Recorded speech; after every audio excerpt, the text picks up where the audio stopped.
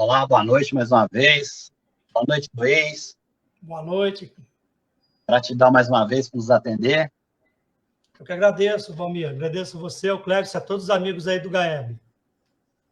Nós ficamos agradecidos também. Então, pessoal, de acordo com o que a gente vem fazendo toda semana, eu vou fazer a abertura do livro Fonte Vivo, psicografia de Francisco Cândido Xavier pelo Espírito de Emmanuel. A lição de hoje é a número 20, o título é Diferença. Crês que há um só Deus, faz bem. Também os demônios o creem e estremecem.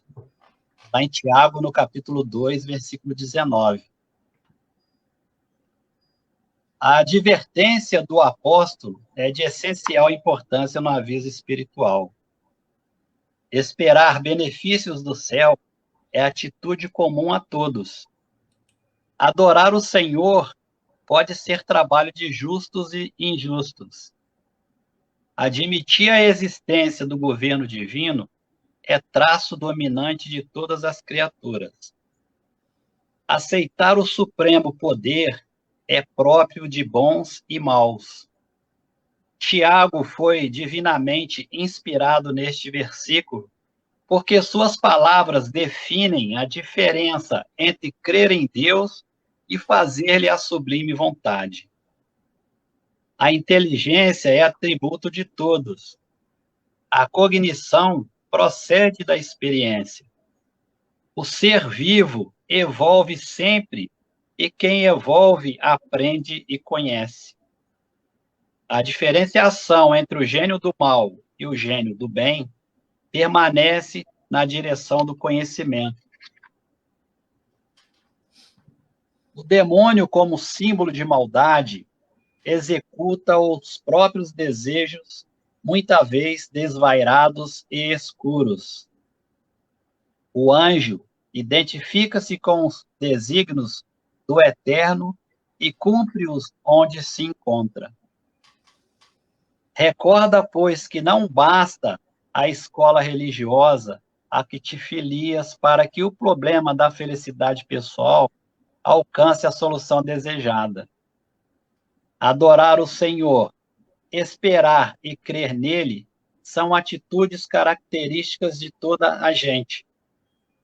O único sinal que te revelará condição mais nobre estará impresso na ação que desenvolveres na vida, a fim de executar-lhes os desígnios, porque, em verdade, não adianta muito o aperfeiçoamento, o ato de acreditar no bem que virá do Senhor, e sim a diligência em praticar o bem, hoje, aqui e agora, em seu nome.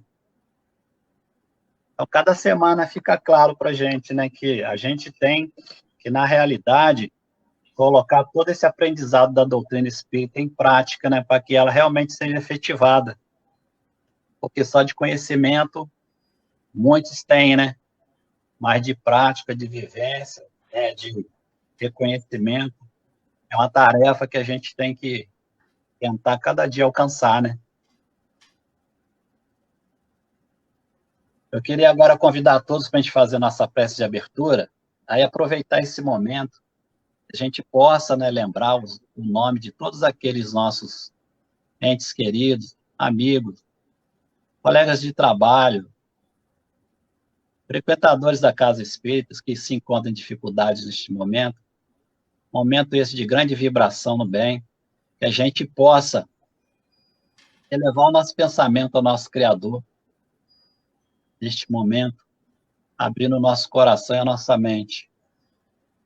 Senhor Deus, Pai Todo-Poderoso, gratidão a Ti mais uma vez, podemos estar aqui, Pai, diante de Ti, nesta live, aproveitando este momento para pedir a Ti, Pai, por todos esses nossos irmãos que atravessam dificuldades neste momento. Cada um deles, Pai, possa receber neste momento todas essas vibrações benfazejas que serão emanadas dessa live, dessas palavras que o nosso irmão Luiz traz para nós nesta noite.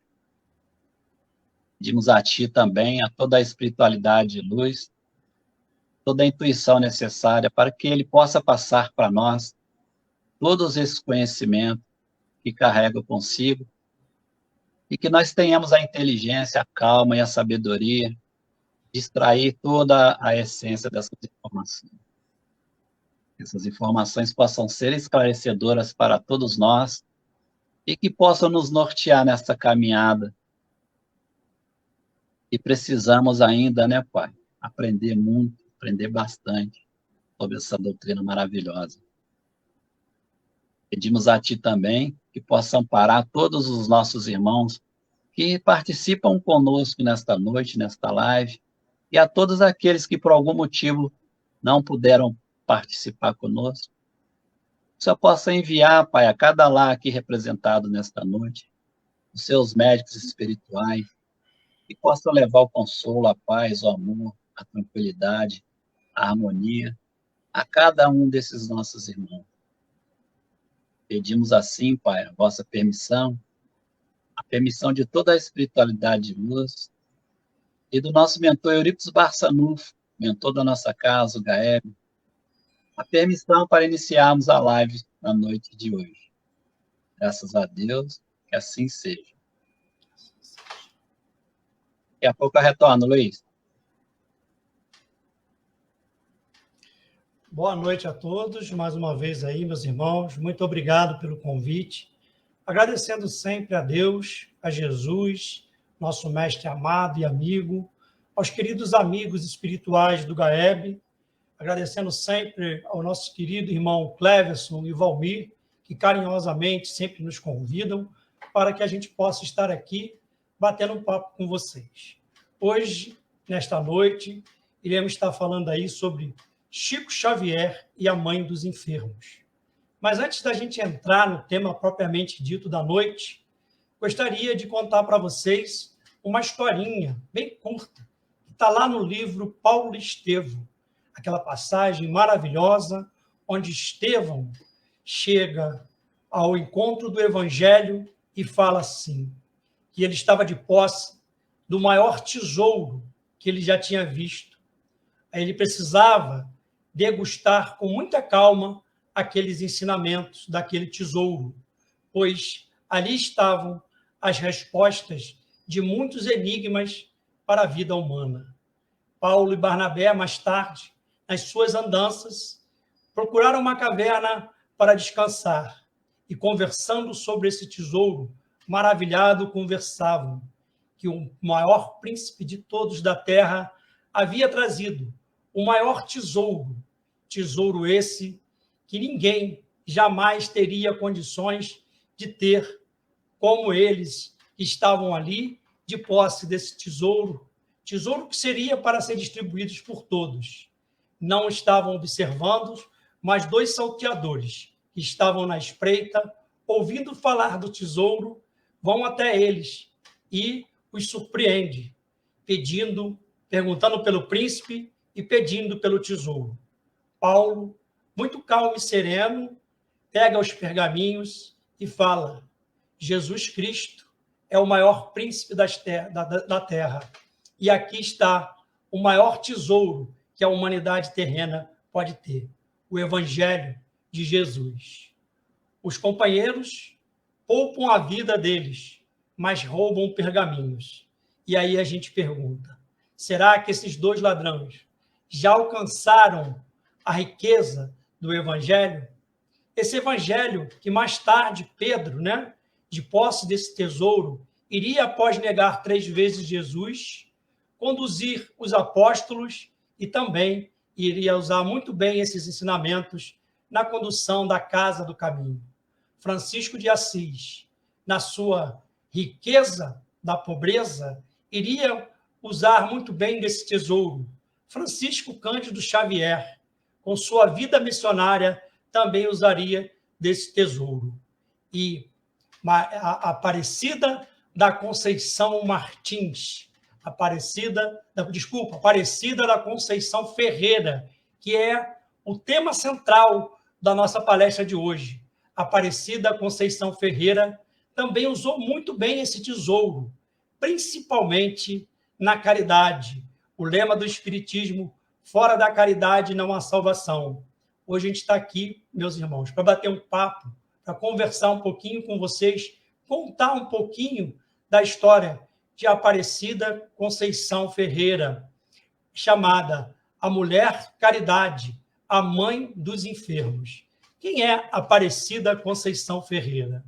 Uma negra que tinha pouca escolaridade, apenas a 4ª série primária, mas que deixou um legado, uma obra muito grande em Uberaba. Mas ela não é de Uberaba, ela é natural de Igarapava, São Paulo, onde ela nasce no dia 19 de maio de 1914, em Igarapava, interior de São Paulo. Em 1934, ela, então, com 19 anos, ela vem a se casar com seu Clarimundo Emídio Martins, com quem tem 5 filhos. Desde muito cedo, a vida de Aparecida foi de muita luta e de muito trabalho, onde ela, mesmo com 5 filhos, sempre ajudou o marido a levar o sustento para dentro de casa. Aparecida e o marido, então, tinham aquela vida de um casal normal, até que, em 1946, o marido sofre um acidente muito grave, onde ele ficaria um bom tempo sem poder levar o sustento para dentro de casa.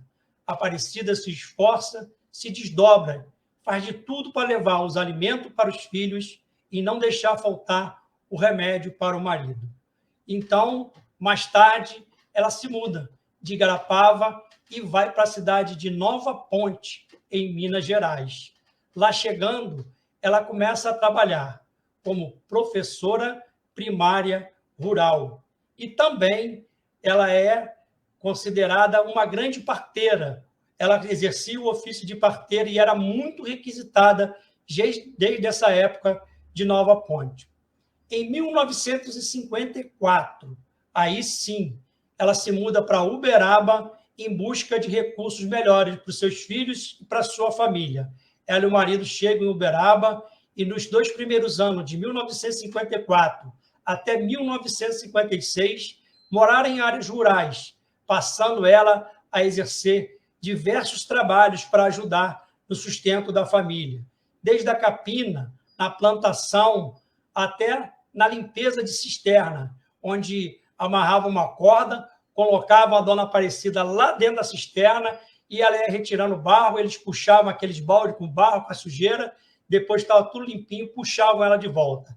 Então, essa mulher guerreira, que em 1956 recebe o convite de um amigo que, vendo que ela tinha uma capacidade enorme no trato com os doentes, ela é convidada para trabalhar na Santa Casa de Misericórdia de Uberaba, na área de isolamento. Uma área onde ninguém queria trabalhar, onde poucos trabalhavam e a maioria não gostava e não queria trabalhar, porque era a área dos pacientes com doenças infectos contagiosas. Dona Aparecida vai, então, em 1956 para lá, começa a trabalhar. Em 1957, mal sabia ela, Aparecida, que ali iria começar a sua verdadeira missão. Qual era a missão de Aparecida? Cuidar de doentes, cuidar dos irmãos com a doença chamada pênfigo foliáceo, o chamado fogo selvagem. Lembrando que isso aconteceu em 1957, quando 22 pacientes foram internados na área do isolamento. Aparecida, desde já, demonstrou muito cuidado com esses doentes, muita empatia. Enquanto muitas pessoas procuravam se afastar desse doente, ela os cercava de carinho, de atenção, e era como uma verdadeira mãe para esses doentes. Acontece que em 8 de outubro de 1958, o diretor da Santa Casa chama Aparecida e informa que iria dar alta em 10 desses 22, 10 doentes teriam alta, porque já poderiam ser considerados curados. E os outros 12 teriam que ser colocados na rua, porque a Santa Casa, a partir daquele momento, não iria mais tratar desses doentes. O pênfigo foliáceo era uma doença que parecia muito uma queimadura, onde davam erupções bolhosas na pele das pessoas e também haviam descamações pelo seu corpo, exalando um cheiro muito desagradável. As pessoas também, onde elas tocavam, muitas das vezes, deixavam as marcas ali de sangue e de pus que estavam sobre suas peles, suas mãos, seus pés, e nessa época havia muito desinformação, muita ignorância, né? Muita desinformação e muito preconceito, sobrava preconceito, devido à total falta de desinformação dessa doença. Hoje sabemos uma doença autoimune, que não é contagiosa, mas à época se achava que era contagiosa, havia muito preconceito. Mas a direção da Santa Casa de Misericórdia resolveu acabar com o tratamento por conta de ser um tratamento muito prolongado e ser muito custoso, ser muito dispendioso. E aí chegou para a dona Aparecida e falou que aqueles 12 pacientes, já que 10 iriam ter alta, aqueles 12 pacientes iriam ser informados que a partir daquele dia não teriam mais lugar lá dentro, porque a Santa Casa não ia tratar mais dessa doença. E aí a dona Aparecida, ela não titubeia, o que ela faz? Ela coloca o cargo dela à disposição, ela pede demissão e ela sai com os 12 doentes pela rua pedindo ajuda. Ela não deixou aqueles doentes. Porque o que acontecia com os pacientes do pênfigo foliáceo? Praticamente todos os pacientes eles eram abandonados pelos seus familiares, principalmente as mulheres.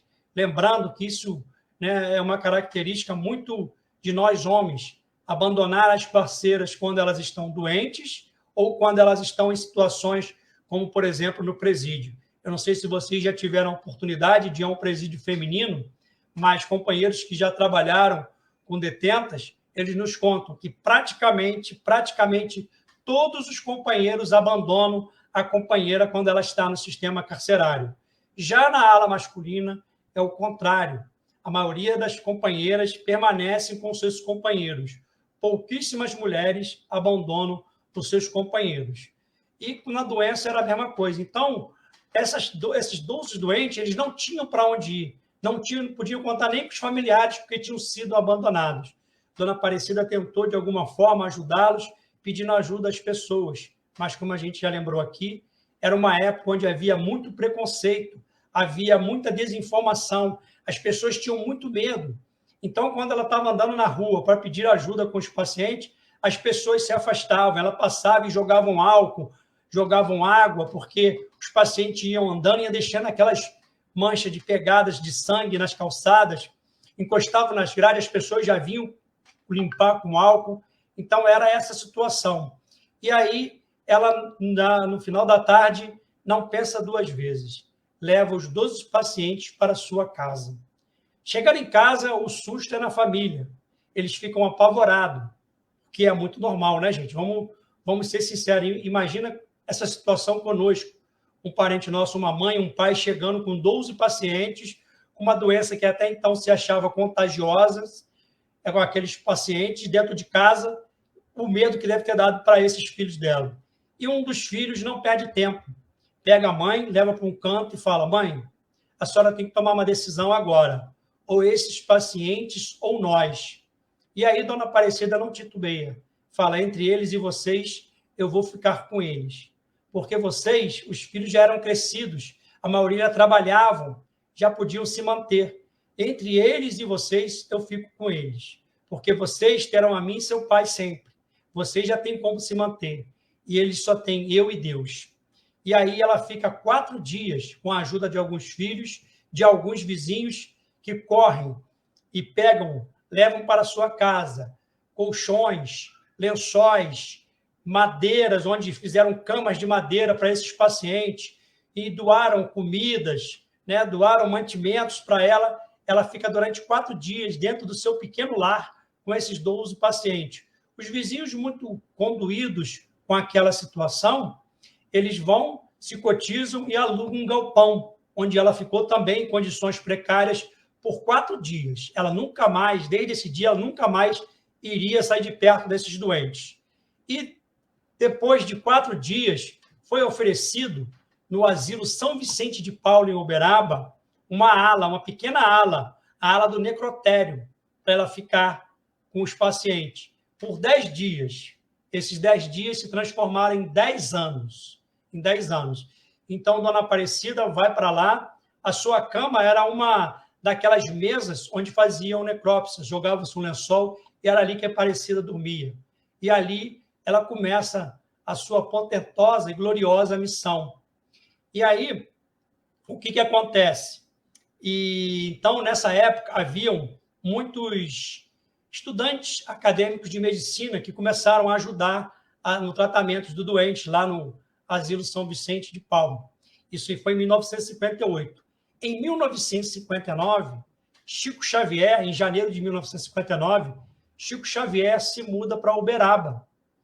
E nessa mudança para Uberaba, Chico Xavier, após estar alguns meses lá, já instalado, atendendo lá na Comunhão Espírita Cristã, nesse intervalo aí, depois de uns meses, em 1959, uma paciente é acometida por transtornos mentais muito graves, onde ela começa a ficar violenta e ficava 15 dias sem dormir. E aí um desses acadêmicos de medicina, o doutor Adroaldo, né, na época o jovem Adroaldo, ele chegou para a Dona Aparecida e falou assim: vamos levar essa paciente no Chico Xavier. E Dona Aparecida era uma negra baixinha, mas muito firme, muito, né, autêntica. E ela era católica, fervorosa, porque era a maioria das religiões da época. E ela não gostava do espiritismo, detestava, segundo ela, na palavra dela, que eu ouvi da própria boca dela, que ela detestava o espiritismo. E ela falou assim: eu não vou levar em Chico Xavier coisa nenhuma. Eu não gosto desse negócio de espiritismo, não vou levar coisa nenhuma. Mas a paciente não melhorava, e aí, no dia seguinte, o médico arrumou um carro velho e apareceu com outro rapaz, falou: Dona Aparecida, vamos lá, o Chico vai estar lá hoje. E ela mesma, a contragosto, mas pelo bem da paciente, né, disse que para botar a paciente no carro foi muito difícil, a paciente não queria entrar no carro de jeito nenhum, então ela foi de um lado, a paciente no meio, o outro rapaz no outro e o médico dirigindo. Chegaram até o local, ela falou que lembra que era um local muito pequeno, que estava muito cheio, e a paciente ainda estava muito agitada, não parava, e ela segurava no braço da paciente e ficava andando pelo local inteiro. E, de repente, as pessoas falaram assim: olha lá o Chico. Chico Xavier estava sentado numa mesinha psicografando. E ela em pé falava: que Chico Xavier? Ela olhava e via um homem de cabelos grisalhos, penteado a garçom, né, a palavra dela, a moda a garçom, para o lado. E ela falava: vocês não estão vendo? É o Castro Alves. Na realidade, na visão dela, ela era uma média vidente, mas ela não sabia disso, que ela era uma média vidente. Ela olhava e via: o Chico estava sentado psicografando, o Castro Alves estava em pé ditando a psicografia para o Chico. Ela não ficou até o final, não conseguiu conversar com o Chico, teve que ir embora devido à conta da paciente. Segundo ela, ao entrar no carro, a paciente estava bem mais calma, entrou sozinha. Durante o trajeto do centro até lá, o Asilo São Vicente, a paciente dormiu. Quando chegou lá, ela acordou a paciente saiu do carro calmamente, entrou no seu quarto e dormiu. Mas ela não entendia essas coisas, ela não era espírita. E no dia seguinte a esse fato, Chico Xavier manda para a dona entregar no Asilo São Vicente para a Dona Aparecida 2 mudas de roupas para cada paciente, roupas de cama, roupa de banho, lençóis para se cobrir, lençóis para a cama, e também mandou 4 vestidos para ela, um par de chinelo e um sapato. E ela ficou intrigada. Por que ela ficou intrigada? Porque ela calçava 40. Ela falou: como é que ele sabe que eu calço 40? A gente nem conversou com ele, mas ela disse que pegou o chinelo, deu de presente para uma das pacientes e calçou um sapato no pé. Viu que o sapato cabia no pé, que foi a hora que ela ficou abismada de como ele, Chico Xavier, sabia que ela calçava 40. E o interessante, ela não comentava, nem os médicos sabiam. Nesse momento, ela passava por muitas dificuldades, porque os pacientes só tinham um lençol na cama, não tinha nem um lençol para se cobrir, um lençol para pôr na cama e uma muda de roupa. O que ela fazia? Ela tirava todos os lençóis o paciente ficava sentado na cama, ela lavava os lençóis todos, botava para secar mais rapidamente, à tarde ela colocava os lençóis de volta, tirava a roupa dos pacientes e lavava a roupa do paciente. Enquanto ela estava fazendo isso e a roupa estava secando, a maioria desses pacientes ficavam nus. Então, ela quis saber como é que o Chico sabia, se nem eles, os médicos do hospital, sabiam dessa situação. Só ela que ficava lá diariamente trancada com os pacientes. E também, em 1959, aí sim, o primeiro encontro dela com o Chico Xavier. Mais tarde, passados esses fatos, Dona Aparecida estava no terreno onde ela colocava os lençóis para secar, tomando conta dos lençóis, e um dono de uma mercearia que ela estava devendo uma quantia em dinheiro, porque ela pegava muita coisa fiada, e o homem já estava ali para cobrar, e ela entrou numa discussão. E aí ela pegou um pedaço de bambu, daquele bambu que coloca no varal para secar, ela tirou um bambu daquele, e ela falou, segundo a palavra dela, eu ia dar uma paulada na cabeça do alemão, porque o dono era um alemão. Eu ia dar uma paulada na cabeça do alemão, quando de repente escutei uma voz falando assim, era Chico que estava chegando, Dona Aparecida, como esse bambu é pesado, coloque ele no chão. Ela falou que não entendeu, mas o bambu ficou muito pesado, que ela não conseguia segurar e teve que colocar o bambu no chão. E aí o Chico chegou calmamente e falou, Dona Aparecida, não faça isso, não faça isso. E aí ela falou que imediatamente Chico tira um pequeno envelope e dá 300 cruzeiros para ela. Ela estava devendo 76 cruzeiros para o alemão. Ela pagou o alemão e o restante ela encheu a despensa dela de comida e de outras providências mais necessárias. Assim começa o contato de Dona Aparecida com Chico Xavier, que começa a visitá-la, começa a ir de vez em quando visitar os doentes do pênfigo foliáceo, aplicava passe, dava orientações do evangelho, mas nem assim ela se torna espírita, não. E outra coisa que intrigava muito ela, quando o Chico passava lá uma vez por semana, ele passou uma vez por semana a visitar os doentes dela, quando ele ia lá para aplicar passe, quando o Chico chegava, de repente ela começava a sentir um cheiro forte de perfume. E ela falava assim, ele fica com um vidrinho aí, espalhando perfume, pensa que eu não estou vendo. E ela ficava tentando ver se o Chico estava com um vidrinho de perfume no bolso. Ela, não é possível, ele faz algum truque. Ela não entendia o que era. E assim, Dona Aparecida começa uma amizade muito portentosa com o Chico Xavier, que começa a orientar a Dona Aparecida. Fala, Aparecida, eu vou começar a mandar vir aqui pessoas que vão te orientar no que fazer. Você tem que fazer a escrituração disso tudo. E aí ela começa a fazer o estatuto do Hospital do Fogo Selvagem. Então é feito um estatuto do Hospital do Fogo Selvagem. E aí Chico começa com os amigos a ajudá-la. E aconteceu o seguinte, em 1958, eram 26 doentes. Em 1959, eram 47 doentes. Em 1960, eram 187 doentes. Em 1961, eram 363 doentes. Então, antes de 61, em 1960, a Aparecida chega para o Chico e fala, Chico, a gente vai precisar, eu vou precisar construir um local específico para eles. E Chico fala, realmente você precisa. E Chico falou assim para ela, esse dinheiro da construção desse hospital vai vir de São Paulo. Vai vir São Paulo é que vai ajudar. E ela não demora muito, ela vai um dia no Chico e fala, Chico, estou indo para São Paulo. E Chico falou assim, você sabe onde é São Paulo? Ela falou, sei lá, eu sei que é para lá. Eu sei que é para lá. E ela não tinha nem o dinheiro para ir para São Paulo. Chico Xavier dá o dinheiro da passagem de ida, dá o dinheiro da passagem de volta e dá um cartão para ela. Só que aconteceu um fato. Foi oferecido um terreno para ela.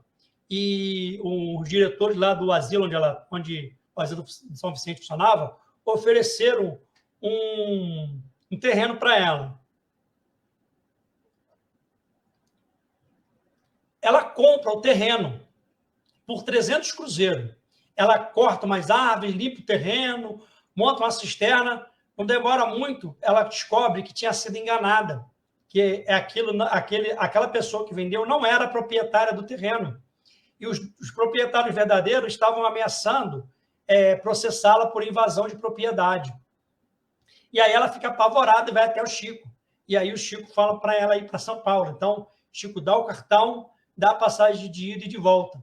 E ela vai para São Paulo. O cartão era um cartão que mandava ela ir para os diários associados de Assis Chateaubriand.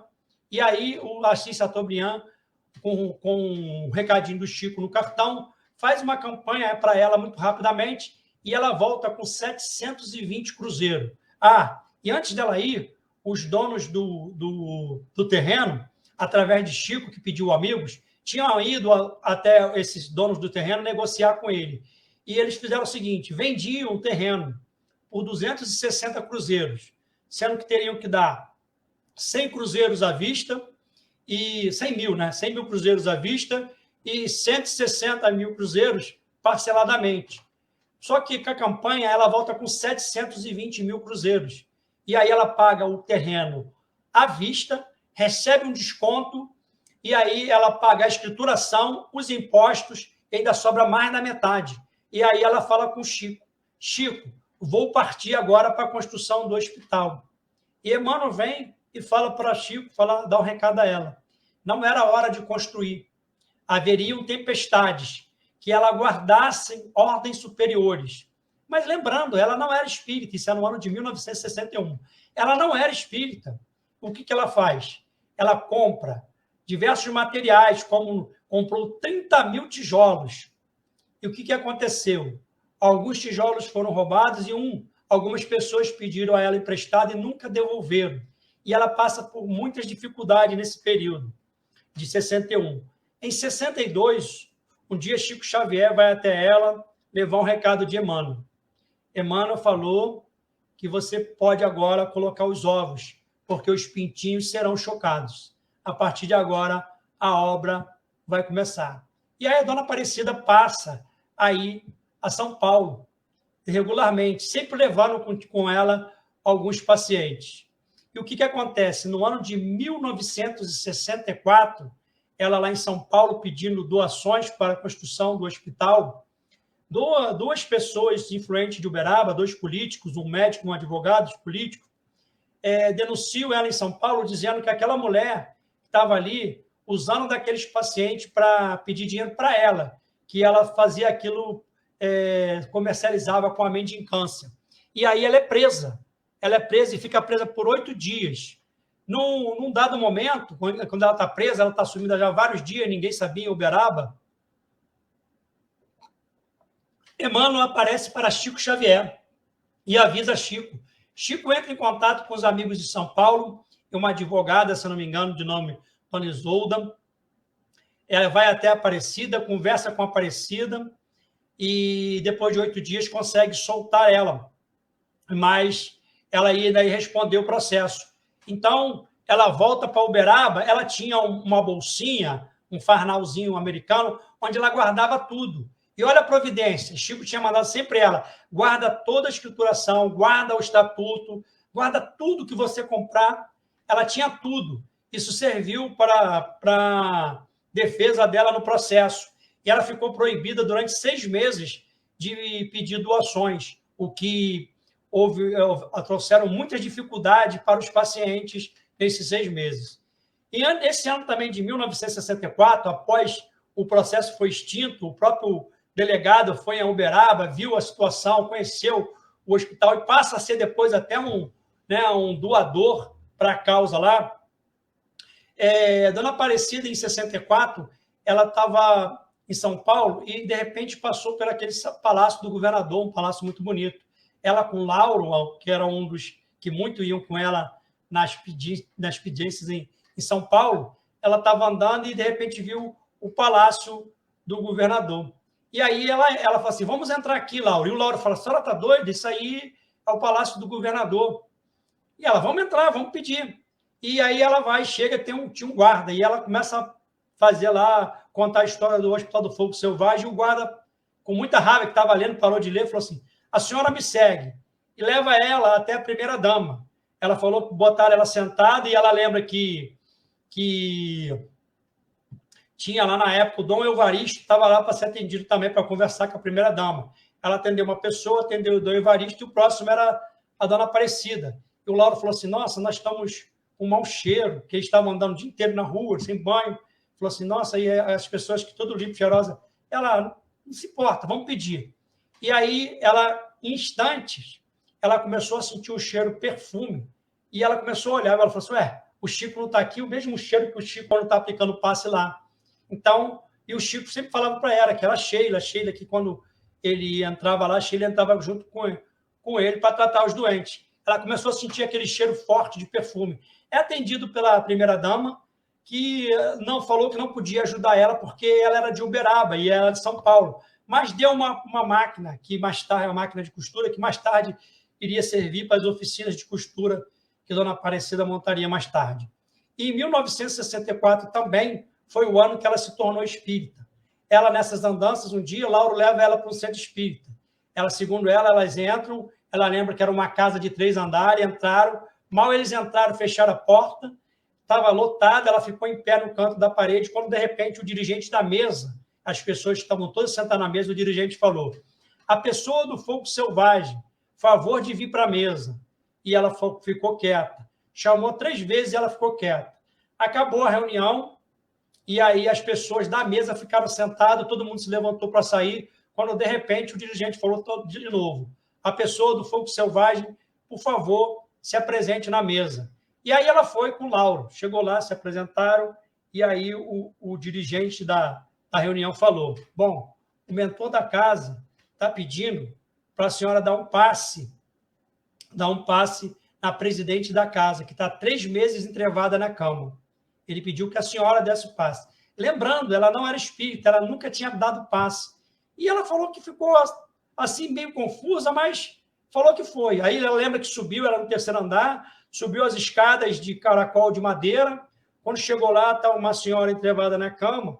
E aí, o que aconteceu? Ela sentiu o perfume novamente de Sheila, suas mãos começaram a pegar fogo, ela fez as imposições de mão e saiu dali, foi embora.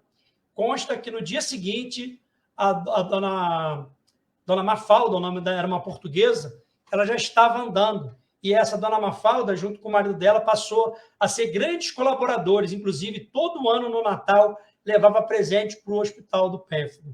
Mas aí, dona Aparecida, então, a partir de 1964, após esse fato, ela fala, a partir de hoje eu vou me tornar espírita, mas eu sei que ser espírita é de muita responsabilidade.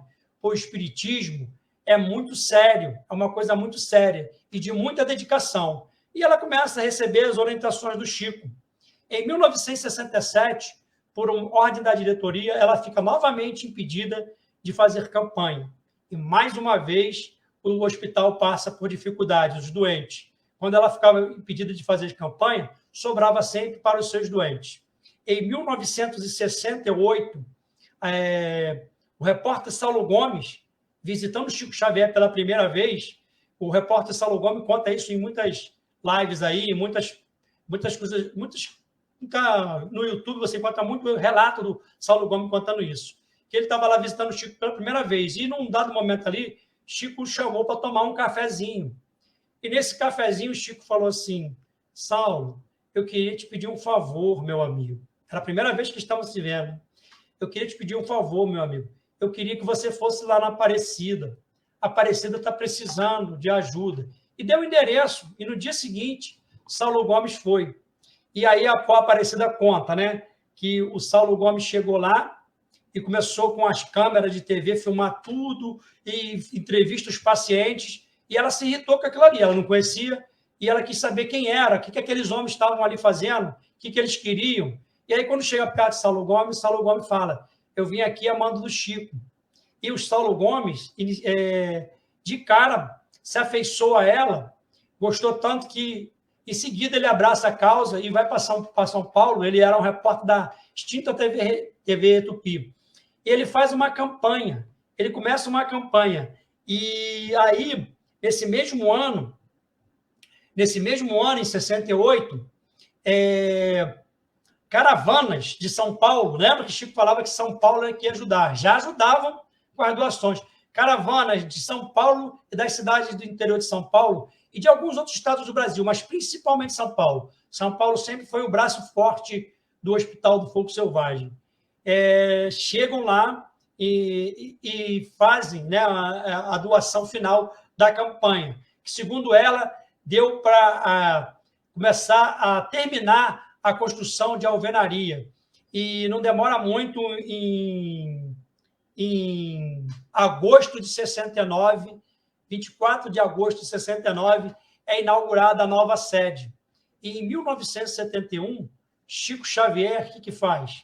Chico Xavier fala para ela: Aparecida, você precisa mudar o estatuto da casa. Você precisa mudar o estatuto da casa. A casa tem que se chamar Lar da Caridade. Então, em 71, a casa passa a se chamar Lar da Caridade.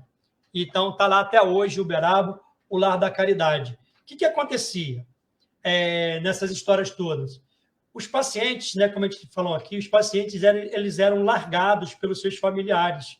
E muitas das vezes eram largados as mães com seus filhos. E a dona Aparecida, desde o início, começou a ver um problema. As crianças com pérfido foliáceo eram impedidas de estudar. Ela tentou com que colocasse na escola, mas o preconceito, as pessoas achando que a doença era contagiosa, não permitiam que os alunos frequentassem as classes. Então, ela batalhou e conseguiu. Dentro do hospital tinha uma escola, funcionava para as crianças com pérfido foliáceo e para os filhos dos pacientes. Segundo o Saulo Gomes, essa escola, que ele muitas das vezes ia com a sua esposa entregar os diplomas de formação dos pacientes e dos filhos dos pacientes nessa escola.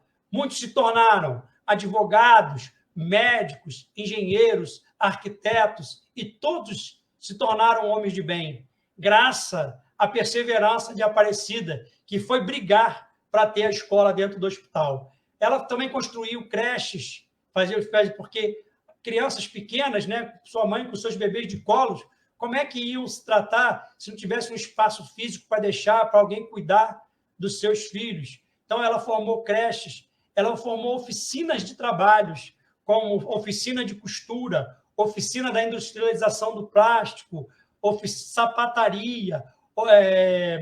Ela tinha uma chácara onde botava, porque ela dizia que a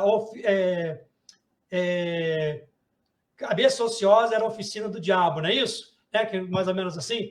Então, é aquela coisa assim, mente vazia, oficina do diabo. Ela achava que o paciente, naqueles momentos em que não estava em tratamento, ele não podia ficar ocioso. Ele tinha que estar fazendo alguma coisa. E os filhos do paciente também não podiam ficar na ociosidade. Então, ela colocava os pacientes, os seus filhos, o tempo todo, para estudar, para se tratar e para trabalhar, o tempo inteiro. E ela também passou, quando se tornou espírita, passou a levar os métodos espíritas para o tratamento dentro do hospital. Então, além dos métodos convencionais, o que ela fez? Ela introduziu também o passe e a água fluidificada. E aí ouvimos da própria boca da dona Aparecida, que às vezes tinham muito evangélicos que iam se tratar, e às vezes ficavam se recusando o passe. E ela era muito firme, era uma pessoa muito firme. Eu a conheci, minha esposa também a conheceu, e ela falava assim: aqui eu não permito. Eu falava: aqui, se quiser tratar, vai ter que fazer todo o tratamento. E o passe e a água fluidificada fazem parte do tratamento. Então, só tentavam não querer no início. Depois que ela, com a firmeza dela, faziam com que todos aceitassem o passe e a água fluidificada. Mas a dona Aparecida foi uma incansável trabalhadora do Cristo, onde ela não parou. Passou por muitas acusações, por diversas vezes. Ela passou por acusações de ladra, que ela era ladra, que ela estava mendigando para ela e para a família dela. Algumas vezes ela quis largar o trabalho. Numa vez que ela estava muito decidida a largar o trabalho, onde a diretoria queria tirar ela do hospital do PEF, ela foi até o Chico e falou: Chico, eu estou entregando o trabalho, eu estou saindo, porque querem me expulsar, então eles que fiquem com meus doentes. E o Chico falou assim: não, a senhora não vai sair. A senhora não vai sair. Ela falou assim: mas estão dizendo que eu roubo, todo mundo diz que eu roubo, e eles também não querem que eu fique lá. Aí o Chico falou: se a senhora sair, eles vão dizer que a senhora roubou o suficiente e saiu. A senhora não sai, porque é a sua missão. É a sua missão. A senhora não sai. Em seguida, aquilo era tudo resolvido, né? Chico, através dos contatos dele, muitas das vezes sem ela saber, mexia os pauzinhos e os amigos davam um jeitinho. E desde 1971 até 22 de dezembro de 2009, o ano da sua desencarnação, ela foi nomeada e ficou como presidente do Lar da Caridade. Essa mulher que foi uma grande guerreira, né?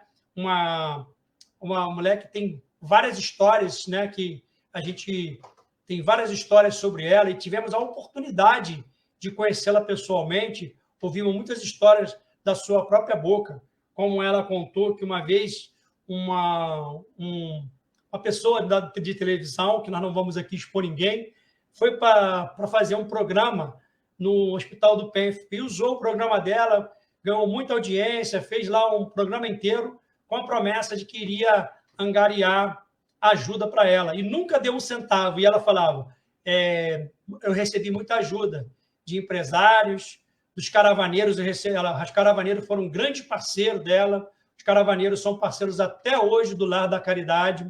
Relato das netas, que hoje dirigem lá a Abadia e a Ivone, que são as duas netas de frente lá do trabalho, sempre falam que os caravaneiros são parceiros.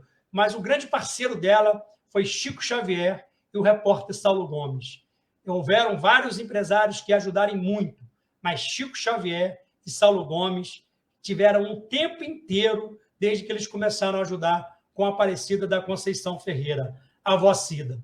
Ela contava que uma vez ela estava em muita dificuldade naquelas pidanças lá em São Paulo, e ela estava um dia inteiro, quase ninguém tinha doado nada, quando de repente ela olha para o outro lado da calçada e vê Chico Xavier. Ela falou, olha lá o Chico lá. Aí ela falou com os doentes e com o Lauro, segura aí que eu vou lá falar com o Chico. E correu para atravessar. Quando ela conseguiu atravessar a calçada, que ela chegou do outro lado, ela olhou e o Chico não estava lá. Ela falou, meu Deus, eu tenho certeza que eu tinha visto o Chico aqui. E aí ela volta. Quando ela volta, ela falou que desde esse fato dela ter visto o Chico até o final da noite, não pararam as doações nesse dia. Então, ela falava que o Chico, todas as vezes que ela estava em muita dificuldade, ele aparecia, sem ser chamado para ela. E ela falou assim, eu antes de me tornar espírita, eu não sabia o que era. Mas toda vez que eu estava com muita dificuldade, ele aparecia justamente com aquilo que eu estava precisando, com aquele material, com aquele medicamento. Dona Aparecida também, ela conseguiu, através da sua mediunidade, fazer uma pomada desenvolvida, a fórmula veio para ela. Ela estava dando banho numa criança de 8 anos, mais ou menos, e as pomadas que passavam no pênfigo grudavam para tirar aquilo. Então, tinha que tirar. O médico falou, tem que tirar a pomada, não tem jeito, tem que arrancar, tem que tirar. E ela falou que tentando dar banho na criança, e a criança chorava copiosamente. Ela falou que ela ficou muito sentida, muito doída com aquilo. Ela falou que não conseguiu nem acabar o banho e pediu para uma paciente que estava um pouquinho melhor, fulana, termina o banho dela para mim. E ela foi para fora, no quintal, e começou a chorar e olhou para o céu e falou, meu Deus, me dá alguma fórmula, me dá alguma coisa, para que isso não seja tão doloroso para os doentes. E nessa noite ela fez mais uma vez uma prece no mesmo sentido e foi dormir. E teve a fórmula da pomada. Ela acorda, corre num farmacêutico amigo e começa a ditar a fórmula da pomada. Eu lembro que tem vaselina, lanolina e outros produtos. Era uma pomada líquida. Essa pomada que ela fez era uma pomada líquida, em forma líquida. E aí, ela dá a fórmula e o farmacêutico pergunta assim, tá, a senhora me deu os ingredientes todos. E a quantidade? E ela falou, eu sei lá de quantidade, me deram a fórmula, a quantidade você coloca aí. E então, ela foi uma pomada que ela utilizou durante muito tempo. Nós tivemos a grata satisfação de participar de algumas campanhas para aquisição de vaselina líquida para a confecção dessa pomada.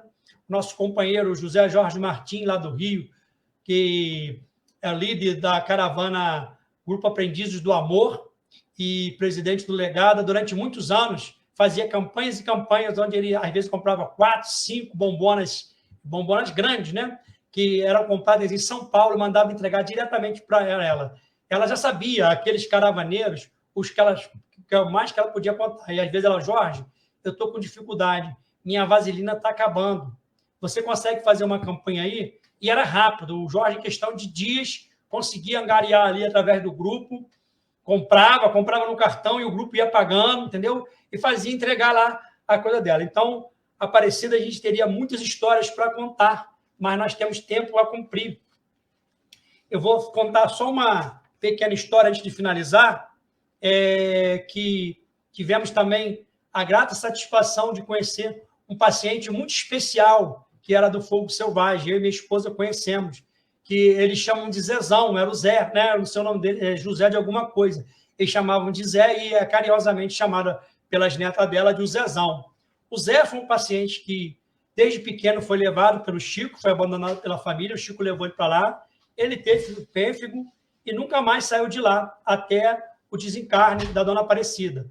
Quando ela desencarna, alguns meses depois do desencarne, um ano, parece que depois do desencarne dela, a família aceitou de volta o Zé. O Zé hoje mora com a família dele. O Zé, ele só urrava, ele só chorava e só sorria. E contado por ela contou inclusive para nossas caravanas algumas vezes, ela contou isso, eu já vi ela contar em relatos que estão na internet. Ela dizia que o Chico confidenciou para ela que o Zé era a reencarnação de Mussolini. Então, o Chico falava que ele urrava porque o espírito queria sair daquele corpo. Ele olhava para aquele corpo, não se reconhecia, e ele urrava. Que ele chorava muito, porque ele lembrava de toda a maldade que ele tinha feito naquela sua última reencarnação. E que ele sorria, só de vez em quando ele sorria, porque ele lembrava de pequenos gestos do bem que ele tinha feito.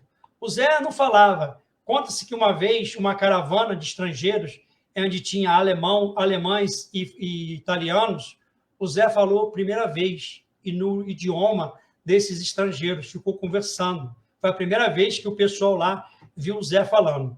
Ele tinha um hábito de que quando ele se sentava, segundo o relato das pessoas que estavam lá, ele parecia um lorde, com tanta educação que ele sentava. Ele nunca se sentava nas pontas, sempre no meio da mesa, e com muita elegância e muita, vamos dizer assim, etiqueta, né? Para um paciente que não tinha tido nenhuma educação e que tinha transtornos mentais. Chico dizia que ele estava ali protegido e que esse espírito ainda teria que passar por mais ou menos umas 10 reencarnações até ter condições de reencarnar novamente num corpo normal, com tanto de faculdades psíquicas, né? Como era uma bênção para ele, porque ele estava protegido dos seus algozes. E aí, essa é a história, né, que a gente tinha. Tinha muitas outras histórias que a gente poderia contar, mas a gente vai falando aqui e o tempo vai voando, né? Dona Aparecida tinha uma coisa interessante também, né? Que ela também inaugurou lá no próprio complexo do hospital o Centro Espírita Deus e Caridade. Foi inaugurado em 1975, que o Chico falou, Aparecida, faziam vários trabalhos espirituais lá, então a gente precisa fazer o centro. E foi organizado. O Chico, ele ia semanalmente no Centro Espírita Deus e Caridade. Semanalmente, psicografava. Inclusive o livro Estradas e Destinos, todas as mensagens foram dadas no Deus e Caridade. Consta que na inauguração, diversos companheiros do Ideal Espírita estavam presentes. Entre eles, Martins Peralva, que estava ocupando a tribuna e falou: como é sugestivo o nome desta casa? Deus, nosso Senhor, e caridade, o caminho que leva a Ele. Né? Então, muito bacana, né? Deus é o nosso Senhor, e caridade, o caminho que leva a Ele. Aparecida também, durante muito tempo, ia toda semana aplicar passe. Era uma médium curadora, era uma médium de evidência, era uma médium de corporação, mas, segundo ela, não gostava dessa faculdade, não gostava da passividade, porque, segundo ela é médium de corporação consciente. Ela não gostava, então, era uma faculdade que ela não se utilizava muito. Mas do passe de cura, da vidência, ela ouvia também os espíritos, né? Trabalhava muito com Sheila. Muitas das vezes, ela aplicando passe, as pessoas sentiam o mesmo fenômeno que Chico, o cheiro de rosa, que é a característica de Sheila quando se apresenta, né? E aí, para a gente terminar, a gente vai fazer uma homenagem aqui à dona Cida, a avó Cida. Deixa eu achar aqui, gente. É verdade, um grande espírito, né, gente? Nosso Brasil é muito rico de exemplo, né? Estou vendo aqui, exemplo maravilhoso, outro grande espírito. Aquela região do Triângulo Mineiro, ela é muito rica. Eu sempre convido a vocês, quando tiverem oportunidade, quando tiver alguma caravana, de conhecer aquela região. Uberaba, Sacramento, Araxá, Conquista e Tuitaba. É uma região muito especial, principalmente o pessoal do GAEB, porque lá tem diversos companheiros que labutaram com Eurípides Bassanufo e com o senhor Mariano. Senhor Mariano e Eurípides tem vários companheiros que conviveram, né? Conviveram com pessoas que conviveram com eles. Então, é uma região muito rica de vultos, de histórias, de ensinamento. Toda vez que a gente vai numa caravana, a gente volta renovado, com vontade de trabalhar. Tem um grupo chamado Grupo Castelã, que ele fez uma música chamada Mulher Caridade. E eu, por caridade, não vou cantar, mas vou ler para vocês a letra. Por caridade. Mulher Caridade.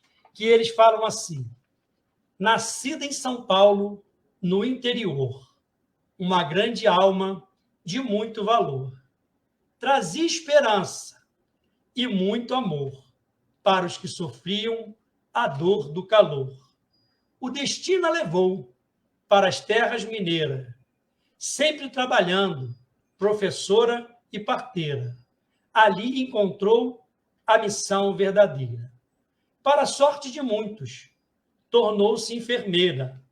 Com passos bem lentos, de ternura e bondade, demonstra carinho e serenidade. Vó Aparecida, mulher caridade, sua vida é um exemplo de fé e humildade. Dona Aparecida, mulher de valor, enfrentou o mal com todo rigor. Foi presa e ofendida, mas não se entregou. Mostrou o seu trabalho e o povo apoiou. Passaram-se os anos, não vê mais a luz. Ela ficou cega no final da existência dela. Enxerga com a alma e a muitos conduz. Na sua presença, o amor se reluz, pois é servidora do Mestre Jesus. Com passos bem lentos, de ternura e bondade, demonstra carinho e serenidade. Vó Aparecida, mulher caridade. Com essas palavras, agradeço a todos vocês e que a gente possa agora unir os nossos pensamentos para agradecermos nossos irmãos que nos apoiaram, nossos irmãos Clébson e o nosso irmão Valmir, que nos apoiam aí, nos dão sustentação desse nosso trabalho. Agradecendo a cada um de vocês que tiveram a paciência e a caridade de nos ouvir. Agradecendo a vó Cida por tantos ensinamentos nessa atual existência. E agradecendo principalmente a Deus, nosso Pai. Agradecemos por podermos ter nesta noite ouvido sobre esta mulher caridade, que realmente foi um exemplo de fé, de esperança e amor. Agradecemos por Chico Xavier, que não pedia nada para si, mas pedia tudo para os seus amigos. Agradecemos a amizade, agradecemos ao carinho, agradecemos a paciência de todos esses irmãos que estão aqui conosco. Que possamos, nesta noite, encerrar com os nossos corações agradecidos, cobertos de gratidão, pedindo a Deus, nosso Pai, que abençoe a todos. Que assim seja.